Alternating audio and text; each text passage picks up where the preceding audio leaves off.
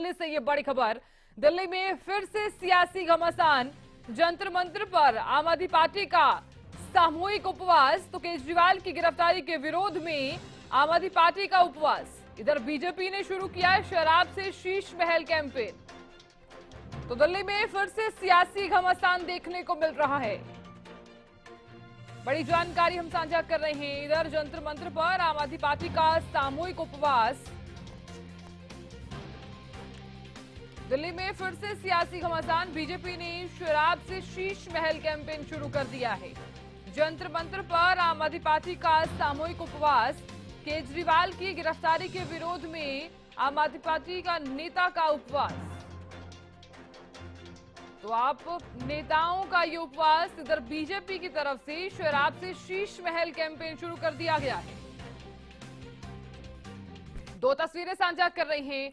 पहली तस्वीर को जरा गौर से देखिए, आम आदमी पार्टी के नेताओं का ये उपवास। उधर दूसरी तस्वीर देखिए, बीजेपी किस प्रकार से कैंपेन कर रही है। इस कैंपेन को जो नाम दिया गया है, जो शुरू किया गया है कैंपेन, वो है शराब से शीश महल कैंपेन। विरोध दोनों ही तरफ से जारी है। इधर आम आदमी पार्टी के नेता उपवास पर बैठे हुए हैं, दूसरी तरफ देखिए बीजेपी की तरफ से किस प्रकार से विरोध जारी है।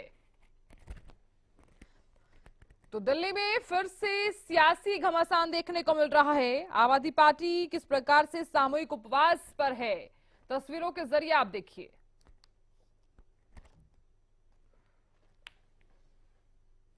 और खबर पर ज्यादा जानकारी और विश्लेषण करने के लिए हरियाणा न्यूज के पॉलिटिकल एडिटर अमित जुड़ गए हैं। अमित, देखिए दिल्ली में फिर से सियासी घमासान।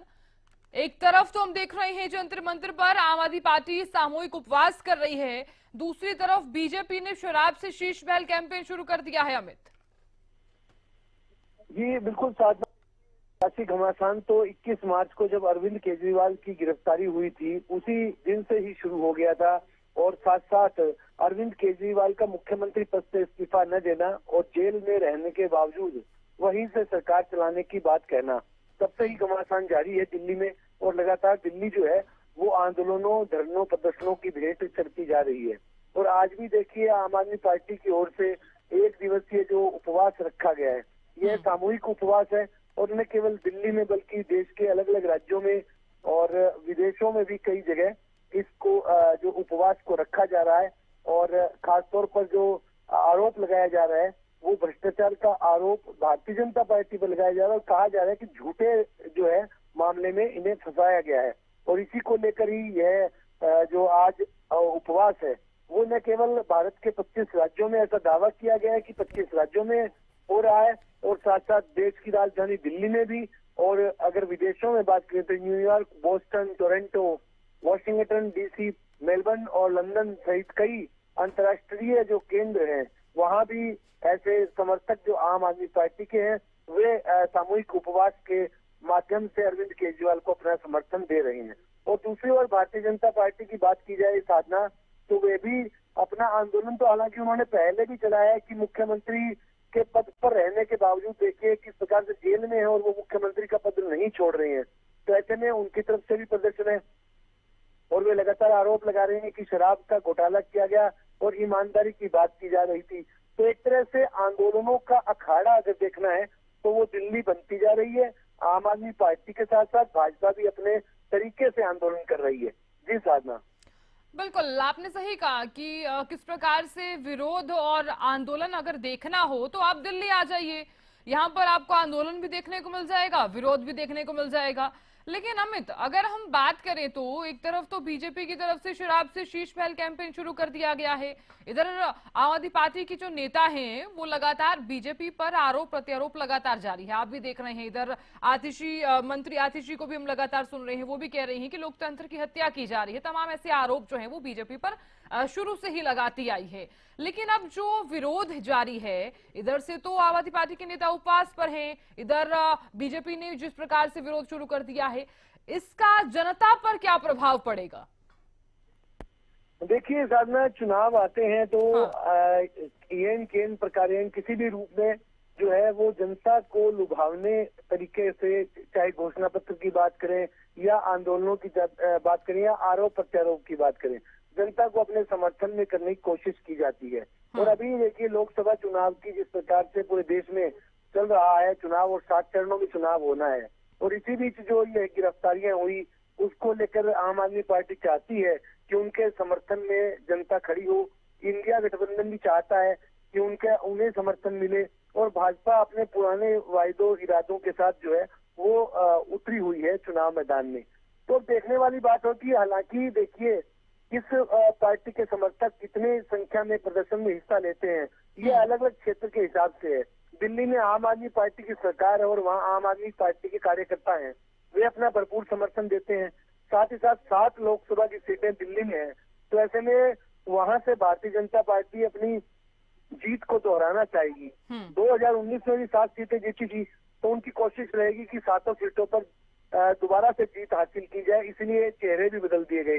तो अब देखने वाली बात है कि ये तमाम परिस्थितियां जो राजनीतिक तौर पर बदली हैं, अरविंद केजरीवाल जेल में पहुंचे हैं और कई मंत्री जो है वो अभी भी ईडी के निशाने पर हैं। तो ऐसे में इस आबो हवा में जो बदली हुई आबो हवा है, परिस्थितियां बदली हुई है, उसमें जनता किस ओर रुख करती है यह देखिए चुनाव के बाद ही स्पष्ट हो पाएगा।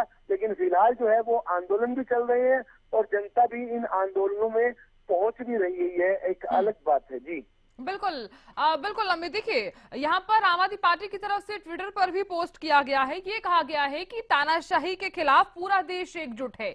इधर बीजेपी जिस प्रकार से विरोध कर रही है, हम बात भी कर रहे हैं कि शराब से शीश महल अभियान के तहत आम आदमी पार्टी के खिलाफ प्रदर्शन किया जा रहा है, और केजरीवाल के घर का जो मॉडल रखा गया है उसमें यह कहा गया है कि ये दिल्ली के सीएम के भ्रष्टाचार का मॉडल है, यानी कि प्रॉपर जो घर बनाया गया है दिल्ली के सीएम का, केजरीवाल का जो घर है उसे भ्रष्टाचार का मॉडल बताया गया है बीजेपी की तरफ से।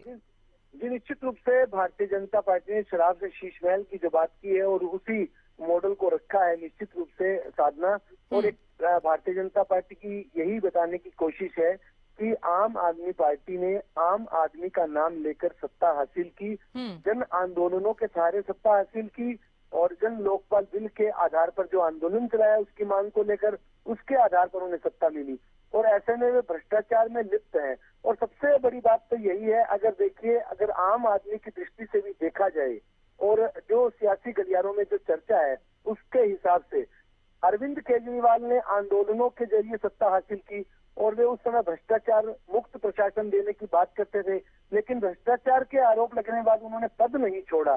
तो यह एक तरह से उनके खुद के ही विचारों के उलट बात है, उनके विचारों की विपरीत बात है, और इसी को ही भारतीय जनता पार्टी मुद्दा बना रही है। और शराब से शीश महल की जो बात उठाई है उन्होंने, तो और साथ साथ एक और भी बात है कि देखिए ईडी की जांच के दौरान भी और ईडी के जो भी गवाह जो आए हैं उसमें कहीं न कहीं अरविंद केजरीवाल के घर पर भी जो मुलाकातें होने की बात कही गई है, और नेताओं से भी जो मनी ट्रेल की बात कही गई है।